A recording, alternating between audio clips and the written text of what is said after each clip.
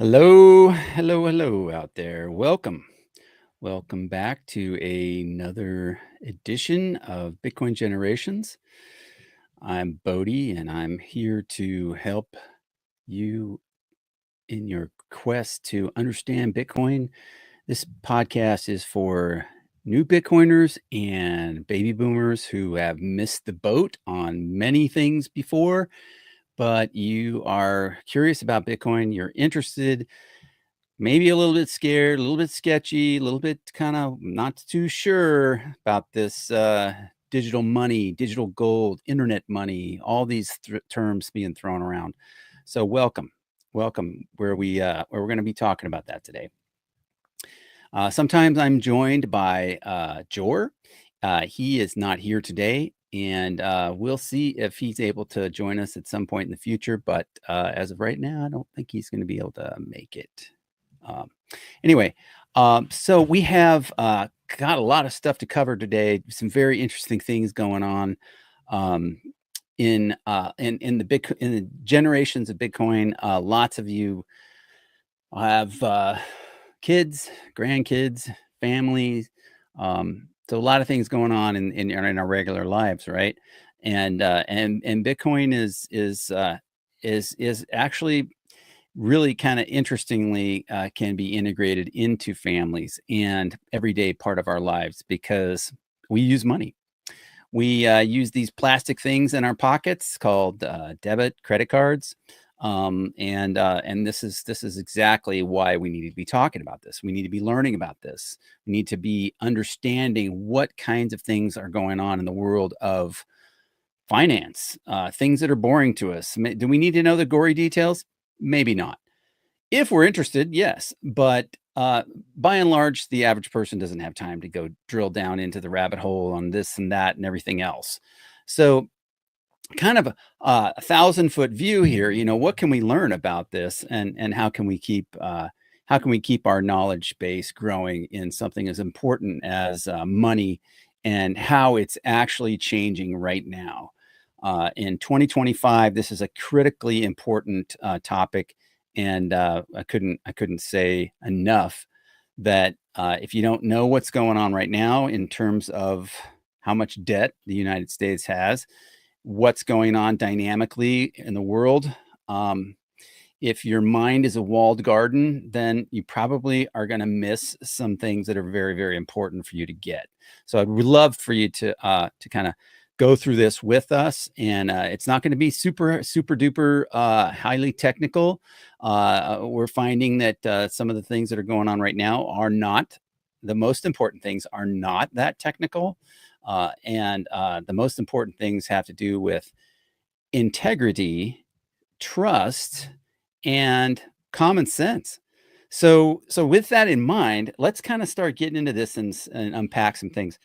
Now, I said integrity, trust, and common sense because those are things that, especially trust, integrity, those kinds of things are not inherently found in Bitcoin. Because it was designed to be a trustless uh, peer-to-peer cash exchange between peers. That's not something that you normally need to have. However, there is Bitcoin, the technology, right? And Bitcoin, the network the network. And what is the network? Well, in Bitcoin, the network is people who run computers called nodes. They're servers, different kinds of nodes that you can actually afford to buy.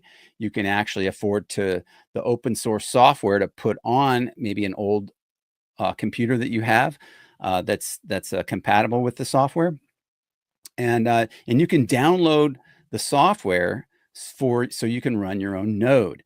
And this is actually really in the news, like in the last few days. Some easy for me to say, specific instances of some topics that are going on right now in terms of uh, running a node versus um, maybe it's well, don't want to talk drill down into that just yet. let me stay above the fray here and just kind of go into sort of like what we're going to cover here today. One of the biggest things to me is to talk about family and faith.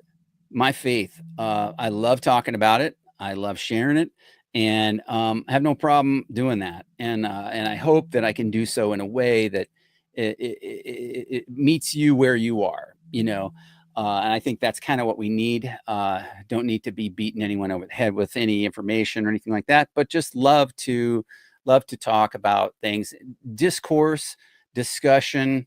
It's very good. It's very good. It's diplomatic. It's not. It could be considered offensive, but I think it's important to be grounded, sort of, kind of understanding, commonsensical things like, like if I present some information to you, the way I present it is very important to you. If it's something that you would normally find offensive, but I talked about it in a way that's like, oh, okay, I can hear that. That was okay. Then that works a lot better for you than if I'm like, like, hey, you need to blah, blah, blah, blah, blah. So my approach is extremely critical, right? Conversely, the same thing is if you have something that's very important you want to tell me, how you approach me is critical, right? So that uh, that this kind of it's a two-way street. It's kind of like one of these things that's like how you approach me is incredibly important. And so, why is it that when I start podcasting, start getting phone calls? Uh, no idea, but that one was my wife. So I'm going to text her and tell her that I'm in the studio doing this. Um, right now. Sorry about that. Thank you for your understanding. Um, good thing there's not a lot of noises distracting me because I would be really be moth to the flame. Um, so enough on that. Just kind of wanted to start the show with just a quick, like, hey, like this is important to discuss things that are going on in the world of money, in the world of finance. I mean, if you're seeing this now, you're seeing it later. I would say, like important, and you will look back on it and go, yeah, that was an important time. 1st of May, 2025. There was a lot going on. Yeah, those things were before such and such or whatever, but at that point in time, looking back on it at the end of 2025, for example, there will be some events unfold this year that are going to be critically important. And I'm talking about the elephant in the room here, and that is the huge amount of debt that the United States has, and that we're going to need to find a way in this country.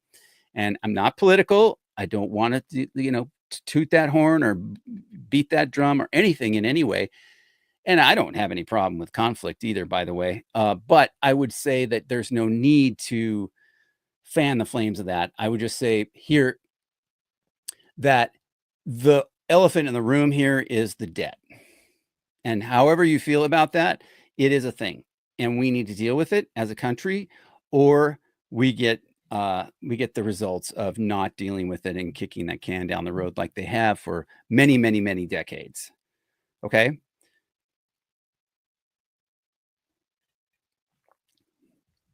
Um, I don't prefer conflict, but I'm not afraid of conflict. I don't run away from it unless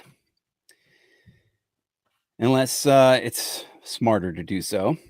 Um, just acknowledge a few folks here.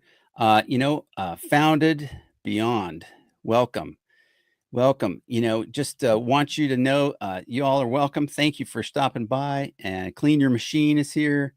Um, you know, I titled this, this is so funny, this is so funny, like, honestly, I did not name this podcast God, Family, and Bitcoin because I wanted to, like, attract some attention. I actually named it that because I think in terms of priorities, that's an important those some important priorities for, for this guy, but, Also, I think that we can't, in light of all this new technology, the new tools that we have here with Bitcoin, I don't want to, hyper focus on that.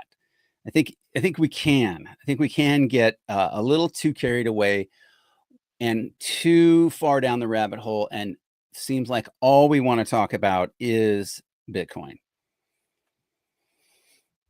Um, I would just I would highly recommend that like, tread with caution on that thing, because if kind of like, I don't know how to say it really, but and maybe I'm already making sense. Maybe you already understand what I'm trying to say, and that is that you want to be careful not to worship the creation, but worship the creator.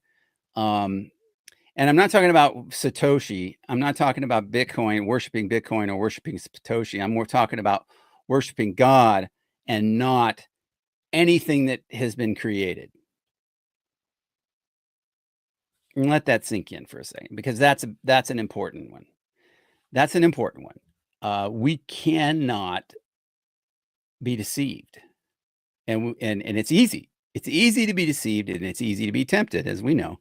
But if you don't know that, you can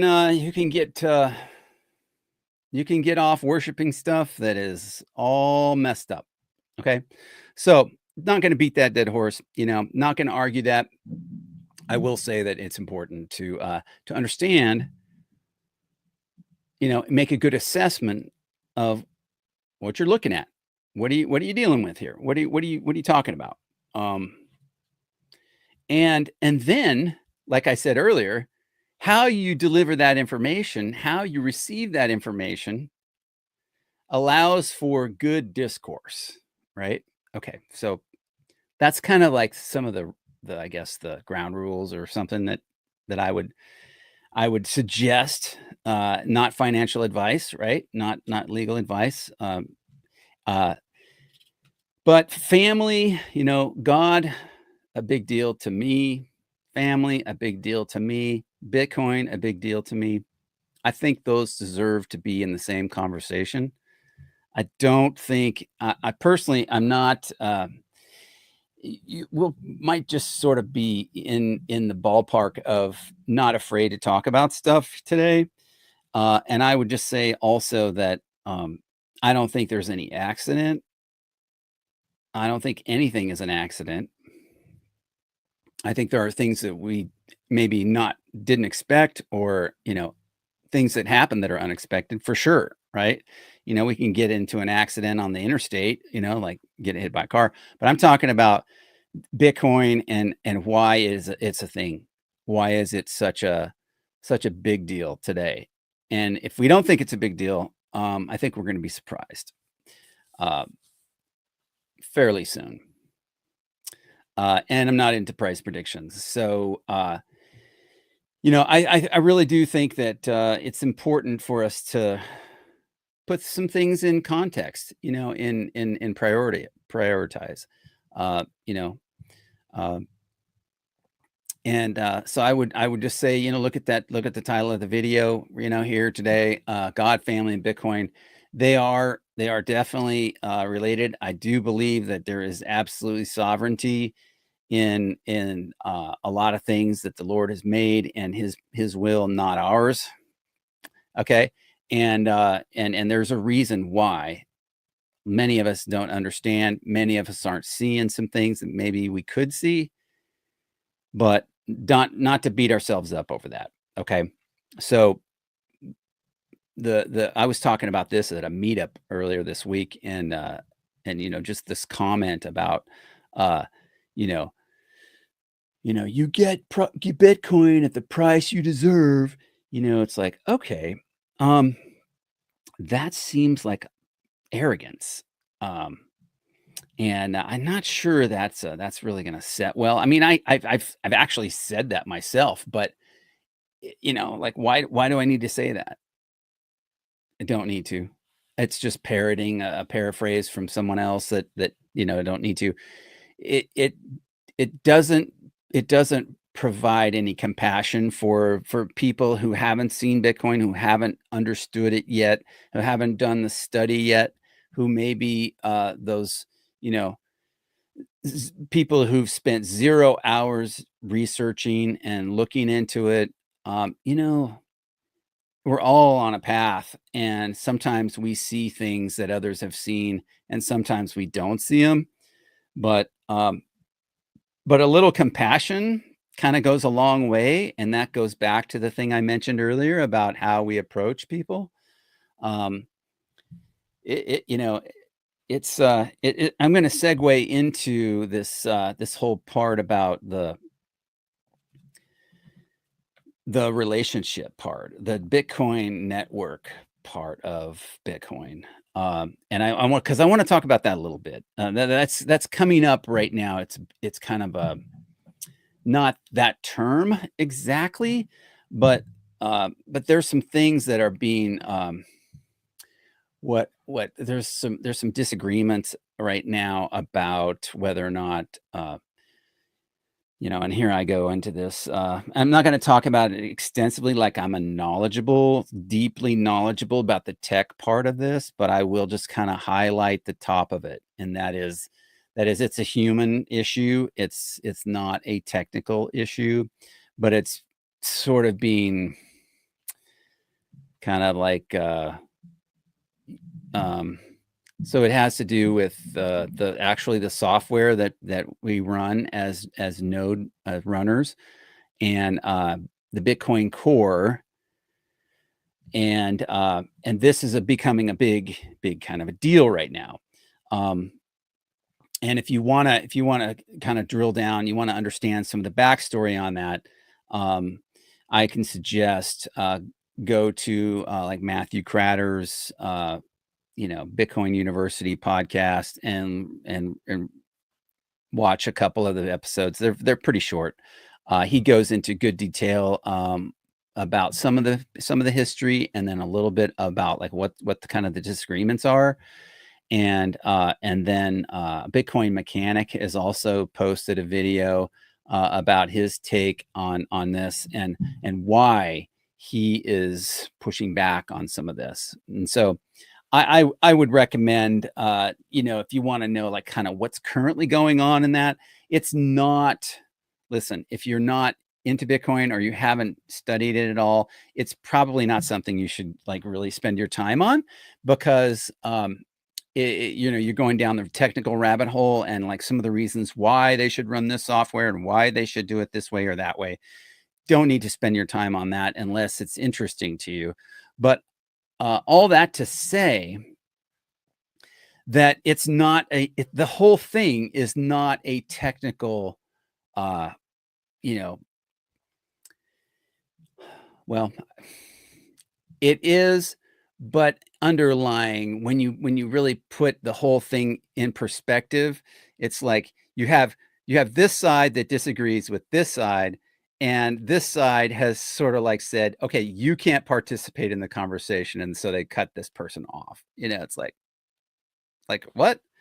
So kind of rewinding back to the point that I made a few minutes ago about like how we actually deliver the information is important, and how it's received is also report important, right? So even if we completely disagree with each other, can we still have discourse? Can we still have communication? Can we still be, like not locking the other person out of a conversation?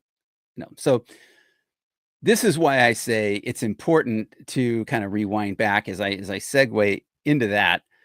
Out of that, I remind you that when we put bigger picture in mind of things, God, family, and Bitcoin, we have to have our feet firmly on the ground. And so that's what I'm saying. I think it's important to remember, you know, some basics on some of these things. And honestly, I think some of the younger people in Bitcoin, especially, and here I am. I'm going to go out way out on the edge and say this, right?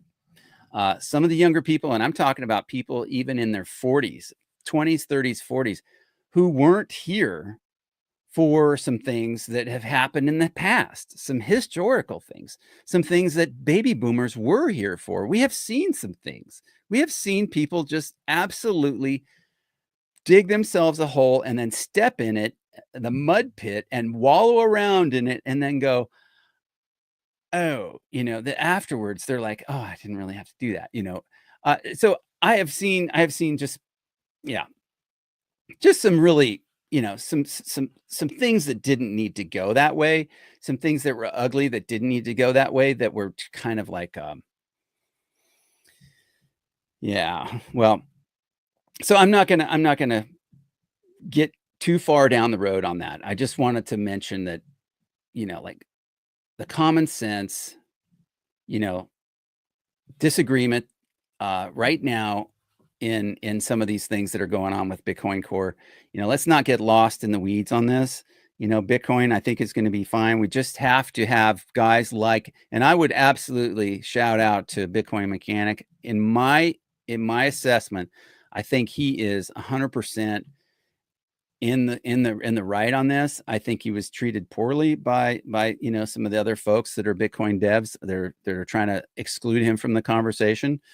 I think it's a great example of why we need to have as many pairs of eyes on the Bitcoin network, on the devs, on the core, uh, and understanding the history of this. I mean, like, you're not looking at a guy who understands the history on this, like a guy like Bitcoin Mechanic. My hat's off to him. Okay. And other guys too. They're not just guys. There's some women involved in this too that are amazing developers. So shout out to Bitcoin Mechanic. I have met him, and he's, just briefly. He's a very busy guy, but he had time to talk to me at a small gathering, and I was like, man, this is cool. This is cool. This is one of the guys that I'm like, this guy knows what he's doing. So with that, I'll move off into another section of what I want to talk about today, and that is uh, about some things with family. And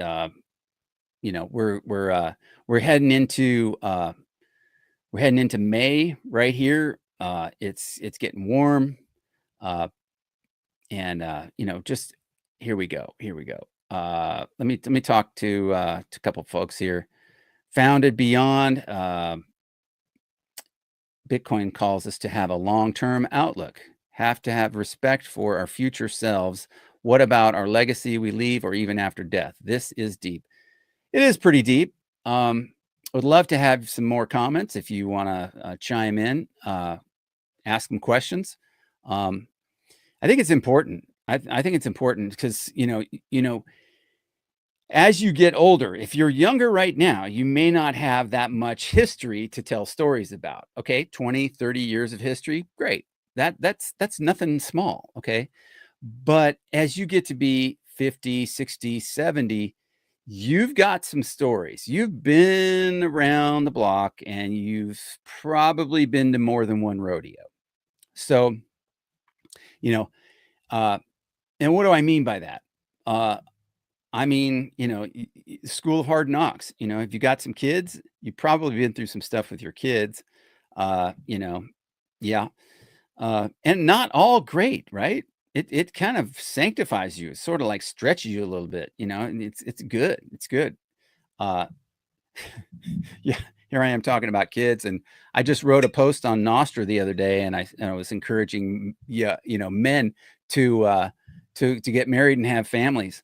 And it's like, what what I didn't say is it's not all roses, but it's an important thing to I think it's an important thing to completely understand, what life is all about, if you can. If the Lord blesses you with children, it's a great thing. It's a great thing. Um, Overall, the 10,000-foot view on the family is that, yeah, it's amazing. And I will shout out the book that I put on that post as well. Uh, George Gilder wrote the book, Men and Marriage, and it was recently released last year, re-released by Canon Press and Canon, and you can get it from them. Excellent book on for young guys who are interested in family, interested in like, what does it take? What is it? What is it? What's it about? Why? You know, great book.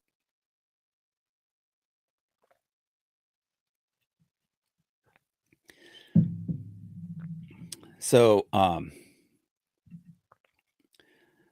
founded beyond, we Bitcoiners have built a foundation that is going to perform like Noah's Ark. It is our responsibility to share with our loved ones and acquaintances that there is hope. We need to be forward thinking. We absolutely do need to be forward thinking. And I think we are. If you're watching this podcast, you're forward thinking. I would say, we need to be talking to people where they are. It is. It's something that's important. And I think we need to have compassion too, because as we talk to folks who are just now seeing Bitcoin, or just now kind of sort of seeing the disintegration of the system that we've had for a long time. It's critical, I think, for us to just remember where we were, like where we were, and that we were lost and hadn't seen some things and hadn't learned some things. And in that sense, I'm kind of like, I feel kind of like an evangelist, because I love talking to people about Jesus, and I love talking to people about Bitcoin. And while there are some similarities, make no mistake, I hope everybody who's here, or anybody watching this understands that, I can't have a relationship with Bitcoin. I have an actual living, breathing relationship with Jesus, and I'm not afraid to tell that story. And it's amazing. It's amazing. I'm happy to share some of the stories about, like, some life and death situations that I've been in. But suffice to say, or to summarize right now, it's very interesting to me to see, other people's story as well. And I love listening and learning from other people, and kind of taking what I want and sort of leaving the rest. And then we go forward, and continue to like learn and benefit each other. So it's great. It's great. That's what I think people are. And I also, something I also learned is that, the prejudices or the things that I thought about this person or that person or this group of people or whatever, most of the time I'm wrong, right? I mean, if you've learned anything through the years, if you're a baby boomer, you should learn one thing, and that is humility. Because you got a thought in your head about, this is how this thing is and this is how this goes. Oh man, you could be 180 degrees off, and then what? Then you're like, oh yeah, well,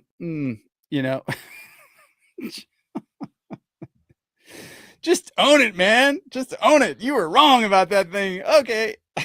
All right. Oh, hey, great. Here we go.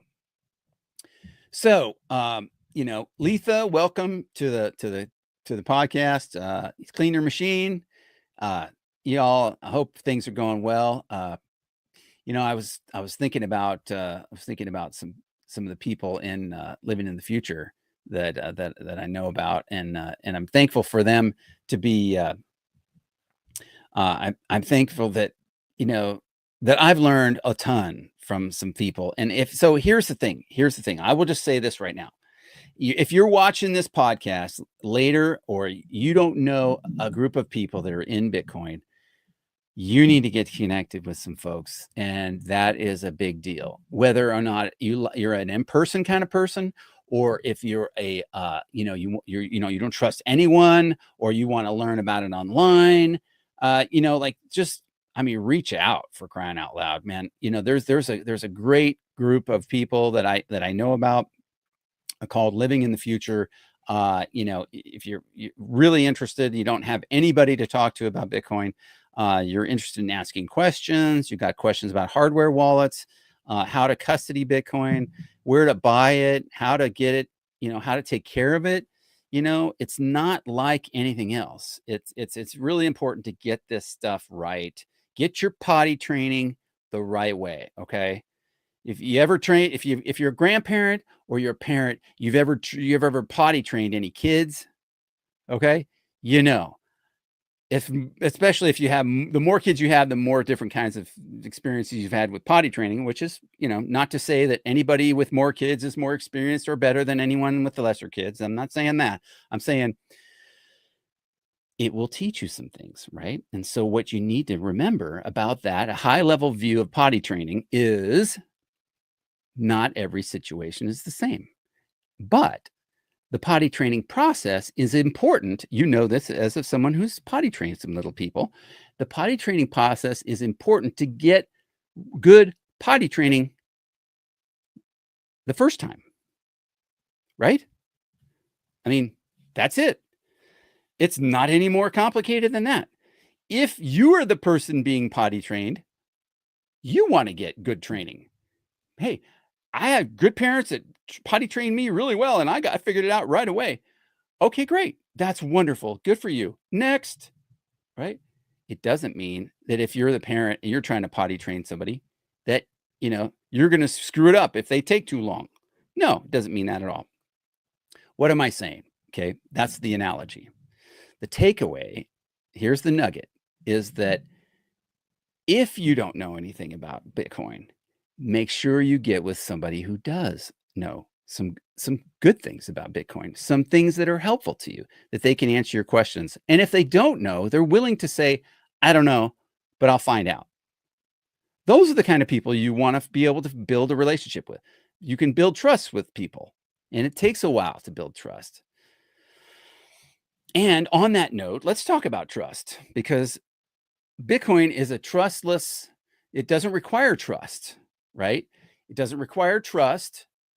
It is a peer-to-peer cash exchange of of money, but it doesn't require trust. Okay, so like who can you trust? There's that question. It's like who can you trust? Well, in a healthy society, in a healthy relationship, people trust in little tiny increments. They get like, okay, I'm going to give you this much trust right here. See if I can get that on there. This much trust right here. Whoop, that little bit, and see what you do with it.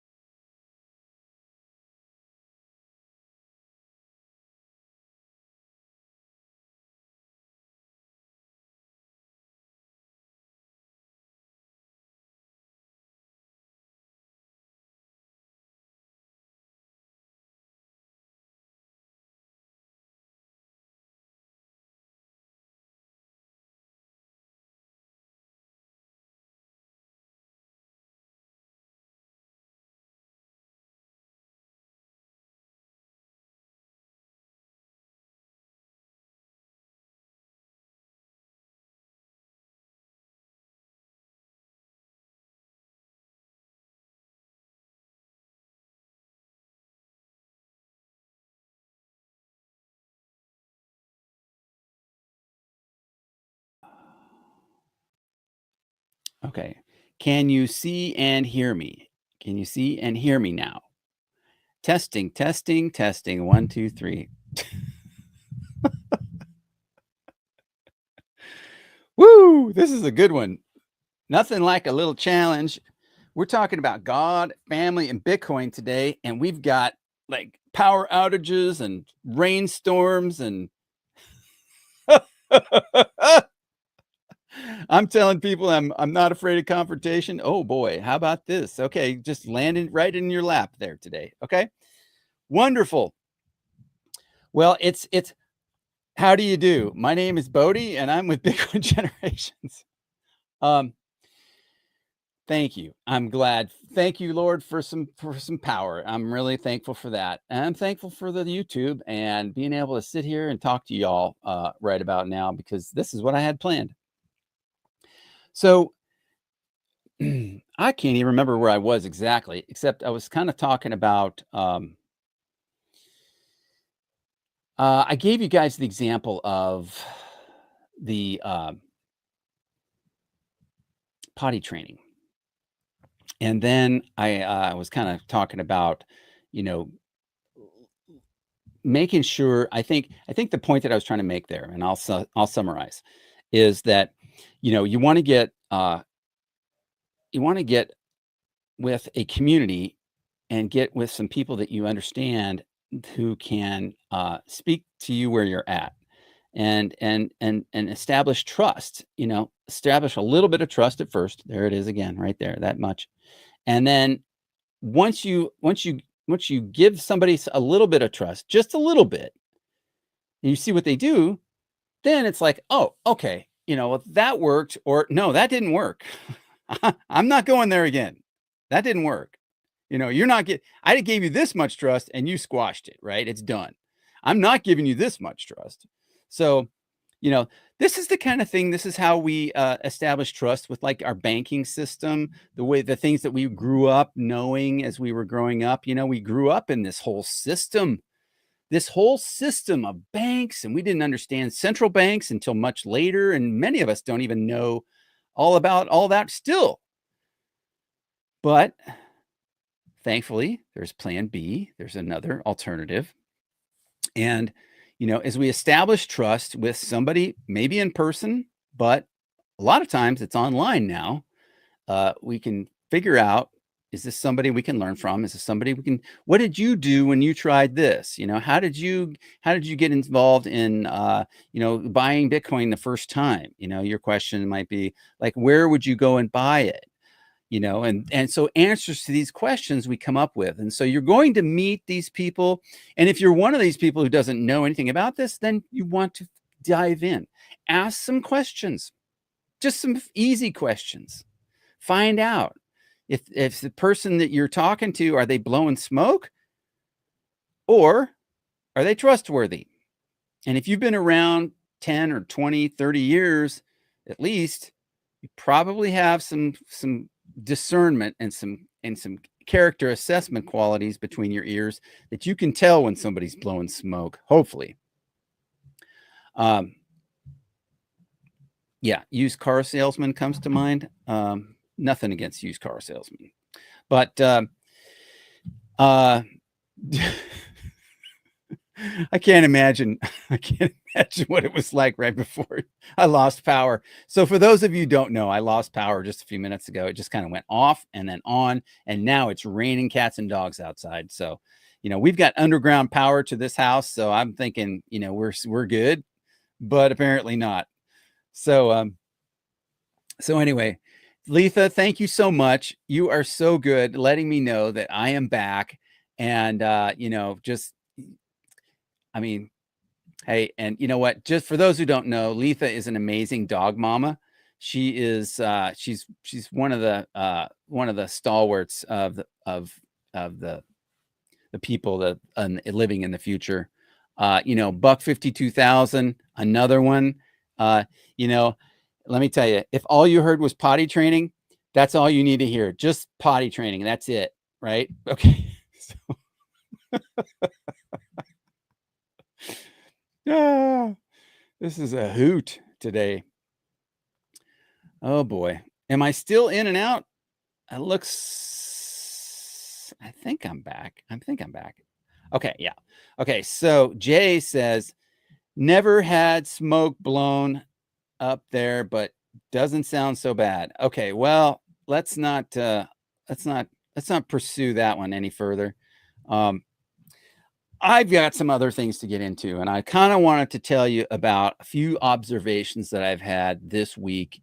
Um, Kind of in the news, but not really just news. It's sort of most of the things I look at events and I'm interested in things that are going on, but I kind of look through it in a lens of like through Bitcoin now. I somehow I think like once you see Bitcoin, do you really see things ever the same? I kind of don't really do that. And I'm trying to kind of keep that sort of in the big picture of like, yeah, like keep a balanced approach in all things, right? But one of the things that I saw this week, and I want to go into this kind of carefully. I saw a couple of things this week that I want to discuss, and one of them is messaging, and specifically, and just so you know, I'm not talking about like my opinion about the people that are doing the messaging. I'm just trying to be as objective as I possibly can about like what I have seen with these eyes, what this brain has assessed based on what I've seen. Okay. And I'm not picking on this guy. I'm not lambasting him or running him at the flagpole, anything like that. But Howard Lutnick is the guy that I'm going to be that I kind of made some assessment about his messaging about Bitcoin, about this. And it's sort of interesting.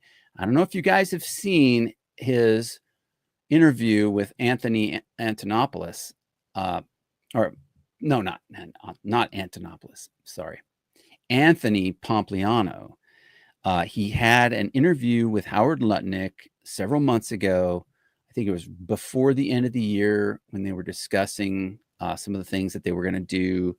And Pompliano interviewed him, asked him about Bitcoin, and he discussed Bitcoin, and Lutnick discussed Bitcoin, and the way he just talked about Bitcoin was interesting. And the reason I'm focused on this guy in this little segment right here is because he has admitted that he has at least $100 million in Bitcoin,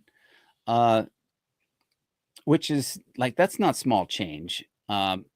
He also brought in Michael Saylor to Cantor Fitzgerald for a presentation for them. Very impressive presentation, thought of at the time. And so he's not playing around. This guy, everything that he says about this is should be viewed and assessed carefully. And I know there's some people that are doing that. I'm not a professional at doing this, so you're getting my common sense approach here, just listening to people and kind of listening to what people will tell you. And I think our friend Jor does a good job of listening carefully to some things too, regarding like what they're saying, especially like the president.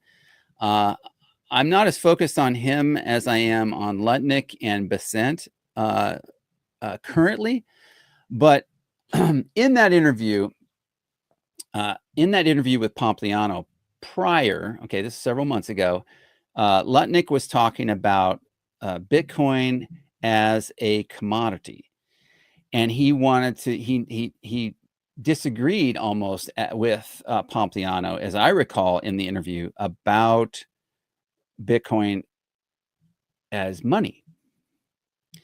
And so he referred to it as a commodity in that interview. And so with that history, that kind of raised my eyebrows at the time. I was like, okay, Trump hasn't got in the administration yet. This guy's not the Secretary of Commerce yet. We'll see what goes on. Well, this interview right here, they're just going to play it for a few minutes. Very interesting, I thought, about his comments again about Bitcoin. So I'm going to do the screen share, and I'm going to want to just kind of play this a little bit for you and see what you think. Because I got some thoughts about this, but love it. Like, we could start right here with this. $152,000. I get used car salesman vibes from Mr. Lutnick. Okay, here we go. I would have to say that there's something to what you're saying. I don't know that I would put it just like that, but I respect that 100%. Let's go over here and let's share this. Let's share this, and we'll take a look at this real quick on this screen over here. Okay, here we go. And I've queued it up. They kind of did the pleasantries. They did all this fun stuff right in the beginning. And this is where he starts talking about Bitcoin. And he's talking a little bit about like how he got introduced to Bitcoin. And they said blockchain, and he, maybe he should focus more on Bitcoin. Okay, here we go. Is it really blockchain I should be thinking about, or should I be thinking about Bitcoin? And then the attributes of Bitcoin, the fundamental attributes, 21 million. There aren't going to be any more. There's no one messing with the software. There's no one you can fix it or change it. It's just a rare entity. And so that rarity is what creates its value. And so I played with it a little bit, bought a little bit, then bought a little bit more. And then I started really learning about the whole ecosystem. And then my firm I brought my firm into the market, try to be an advisor, analysts, cover it, talk about it. So, okay, are you noticing yet the style, the way he's talking about this? He's not what he's not. Okay, he's not a guy like I would meet on the street. This is a guy who's sort of kind of has this elite sort of like feel to him. Anyway, try not to make it personal. Just keep it going. Let's keep this going. I think it was just until 2020, and then 2020 we went all in with it in every way. And I guess that's early. In 2025 talk, it's pretty early. I think we're all early. I think in the grand scheme of things with Bitcoin. Oh, I like that answer. That's a good one. I like that. I got to go with that from now on. That's going to become part of my vernacular. Stop using ChatGPT like every. Great. All right. They gotta get in here with the commercials. Yeah, lovely. Everyone else and do this instead. To the men over 50 who don't know how to use AI. Tomorrow. We like to say that in this space, we're all early. And, ideally, as Bo Hines has said, maybe for thousands of years to come, Bitcoin remains this store of value for people. So ideally, we're all very early to this very new piece of, this new technology. Okay. He says store of value. Okay. Fair.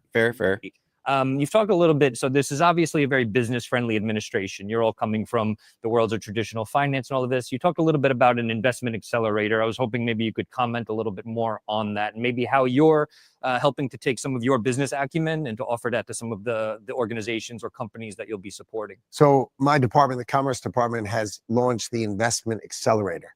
What that means, it's sort of right, IA, not AI, like that, Investment Accelerator, but the idea is when firms and companies want to invest in America, of the just ordinary talking, people can hold it as assets. They'll trade it like a stock. There's no difference. Turn that page. You're in the positive world of America. And I think what's going to happen is Bitcoin will become more and more part of the just ordinary talking. People can hold it as assets. They'll trade it like a stock. There's no difference from it, maybe, but it's not really a stock. It's more a commodity. I believe, like the way you talk about it, is what is Bitcoin like? It's like gold. To me, it's a commodity. Why? There's only so much of it, right? And it's like gold. Now, gold trades anywhere. No one stops me from buying this ring when I went to buy the ring of gold, right? So gold trades everywhere. Exchanges, okay. If you want to be an exchange, you can be an exchange. But if you want to buy and sell gold, you can buy and sell gold. Right. So I think you should be able to buy and sell Bitcoin.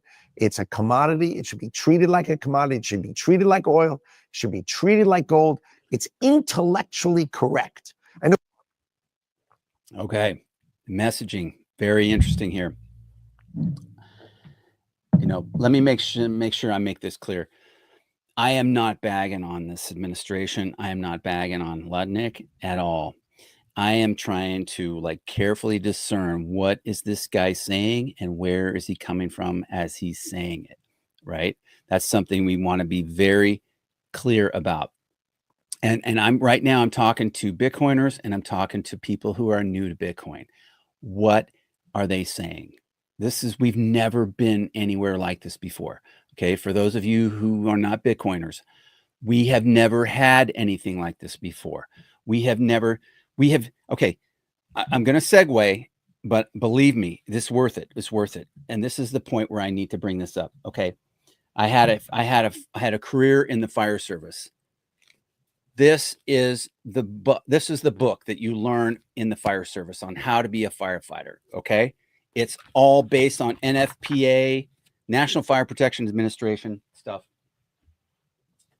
We have, when I went into industry and I was a contractor, we have OSHA regulations, whether you like them or not. This is law. This is stuff that gets enforced.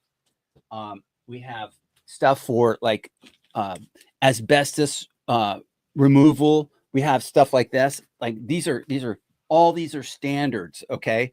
You want to do mold remediation. This is what we use. Okay. This was the ANSI IICRC S520 standard for 2024. Okay. It's not an option. If you want to do it according to the best practice and standards, you do it according to the ANSI IICRC. Okay. This is something that these industries had in the past. They were all, trial and error. Hundreds of thousands of hours went into, I'm sure, establishing these best practice and these standards. For those of you who do not understand Bitcoin, this stuff is being hammered out as best as they can. And we're May 1st. January 20th of 2025, we had a new president. And prior to that, it was nothing but sandpaper and hammers and claws and nothing but antagonizing relationship with the Bitcoin and cryptocurrency industry. Okay. They did not want Bitcoiners becoming Bitcoiners and interacting. But now we have an administration, and since January 20th, 2025 to May 1st, 2025, we have an administration that is actually working with Bitcoiners, okay, and working with trying to help an industry that has been struggling to stay, in the United States. But they do realize now that we want to be this country anyway. This country wants to be a leader in Bitcoin, in the Bitcoin mining space, in this industry, in this country. Okay. And they understand, at least to some degree. Some of us could argue they don't understand the big picture. Maybe they do, maybe they don't. I'm not arguing that. I'm just saying this has never happened before. If this has never happened before, then pinch yourself, because we're at kind of a crossroads of reality. It's new. This is brand new. Give these guys a chance. They're coming. They're doing the best they can. And I think honestly, they understand a lot more than maybe some people give them credit for. But with that, even with all that, we've never been here before, this is important for us to remember that. Listen carefully, because your future could hinge a lot on what you hear and what you understand and where this is going and how these guys view this. We're at a critical point in time. And at this point, this is a big deal. I've mentioned at the very first part of the podcast, we have a lot of debt that we have to handle. either pay back or restructure so that it can be backed by something like Bitcoin bonds or something. I don't want to go down that road too far. Just all that to say, to come right back around to making the point of listen careful to what he's saying and how he's saying it. Okay, here we go. Did I segue that? Did I bring that back back into the curve here a little bit? Good. Okay, here we go. People have all sorts of things to say about it, but in the end, it's not a currency, it's a commodity. And once you embrace the concept of a commodity, you'll see how beautiful that is and how. Okay. Kind of, I want to say right here, this guy, he doesn't, at least as far as I can see, my opinion is that he doesn't get to decide what Bitcoin is. He doesn't get to decide whether or not Bitcoin is a commodity or a currency or what it is. It's something that he can look at it like a commodity, but it can be used as a currency. If you don't understand Bitcoin, you don't drink the Kool-Aid here necessarily on what he's saying and that it's just a commodity. No, people are using it as money right now. Just because there's a lot of people that are buying it and holding on to it in the United States doesn't mean that there's not a lot of people that are using it in other countries that don't have a traditional banking system. Let's keep going. That fits into almost every thoughtful box, right? No one stops someone from selling oil from one person to another. No one should stop someone from selling Bitcoin from one person to another, using Bitcoin, however they want to do it. You want to put it on an exchange? Fine, call it a commodity exchange. But let's understand that Bitcoin, if it's treated like a commodity, is the freedom that we all who are watching this podcast, we all look for. Understood. Speaking of paralleling Bitcoin to gold, we were talking a little bit off camera about maybe the Bureau of Economic Affairs, which you oversee. Would they potentially start to look at Bitcoin as something more akin to gold when it comes to sort of calculations around trade deficits, GDP? Is this something you might consider? I think it's a really good idea, right? I think to understand, since I think, right? I just told you what I think, which is I think it's Bitcoin. This digital calendar. Okay, we're done. Done there. Not doing that anymore. Okay. So, like I said, the important part for me was to see his messaging back before Trump got inaugurated and to compare that to where it is now. Okay. He's still calling it a commodity. He's comparing it to oil. This is not something that he's going to plan on going down to the coffee shop and paying for his coffee. So what that tells me is that at his level of where he's at, and maybe hundreds or thousands of people that are like Howard Lutnick, if they have so much Bitcoin, would they be using it in this way? Well, I think there's a lot of people that would be, yeah, I can go pay for coffee with it. I can go to dinner. I can go on a vacation and I can just pay. They probably would do that. But this is something that if we understand what it is, we want to be able to do that. We don't want to lose that ability to be able to spend it like money. Okay. Do we want to hold it like gold? Do we want to hodl it, hold on for dear life, and maybe it'll go to $1 million or more per Bitcoin? Yeah, we would want to do that too. But we don't want to lose the ability. We don't want people to define it and say that it's not money. Money does have a store of value, but it can be used as a currency, right? So I think that's an important thing. Just don't want to drill too far down on the whole messaging thing and get too cerebral with it. I think you can do that, but it's just kind of a lesson in like paying attention to some of these guys that are key and what they're saying and what they're doing. Like I just think it's interesting. So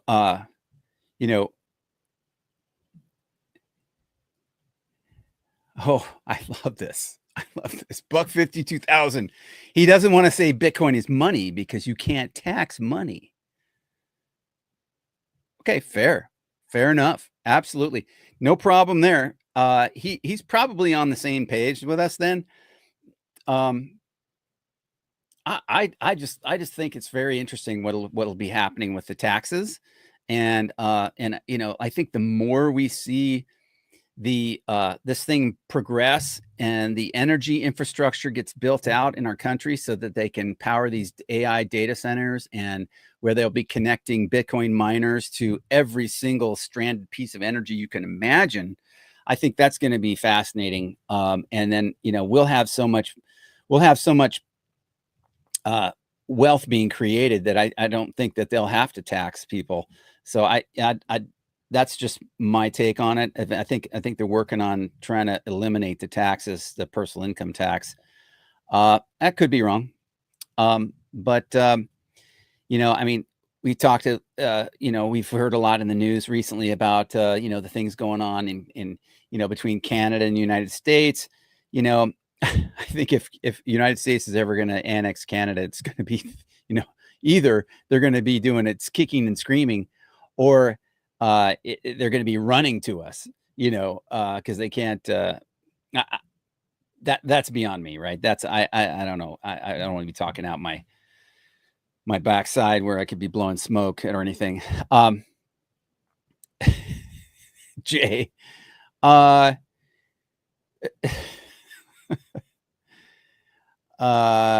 Lutnick has aged quite a bit in the last year. Watch him speak at Bitcoin Nashville for reference. Okay, interesting. And you know, Buck 52,000. Bitcoin is everything to everyone. Yeah. Well, sometimes it's Bitcoin doesn't even make the grade at all in some people's minds. They're not even there yet. So, you know, compassion for those folks who haven't. I don't subscribe to the, you know, the F them, you know, if they haven't seen Bitcoin. You know, it's like, no, you know, if you have some room for compassion for people, I think it's going to be really good, because, you know, if that shoe was on the other foot, you would want them being compassionate to you. 100%. 100%. I know I would. If I didn't know squat, you know, about Bitcoin, I'd be like, man, you know, like, what is this thing? You know, help me understand this, you know. So sometimes people's approach, you know, when they kind of they're pushing back against Bitcoin, it's just kind of a reflex. You know, we've seen so much, you know, garbage in the last, you know, you name the year, and the number of years. It's just sort of like entropy. It just continues to build and grow. You know, all the absolute trash, and the messaging is just inauthentic and superficial, and nobody cares. And, like, you know, you just start tuning this stuff out after a while, you know, I mean, or have been for a long time. Hey, I'd like to shout out my daughter for making me just an amazing cup of coffee today. She's amazing. Oh yeah, I like espresso roast. You guys like espresso roast, like drip with like Kobani, like, you know, sugar-free sweet cream. Yeah, that in there with a little bit of maple syrup. I got some maple syrup from Ohio, actually, right here, that I bought with Satoshis. Yeah, bought a ton of it. Right, I love it. So anyway, so back to the topic here. I just love I love Bitcoiners. I love getting to know Bitcoiners. Went to a meetup this last week. Met a couple guys. Met about 10 people total. And you know how sometimes, you know, you don't know who's who, and then you figure out, like, oh yeah, you know, you start talking about, you know, other coins, and you're sitting there trying to be normal, you know, just like, yeah, okay, you know, like, sure. And then, you know, you go find somebody else to talk to.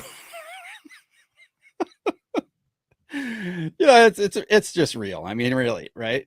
So I met about 10 people, and then I kind of briefly talked to about 5, and then I ended up talking to these 2 guys that were just really just great. And they were just, one guy lives about an hour south of me.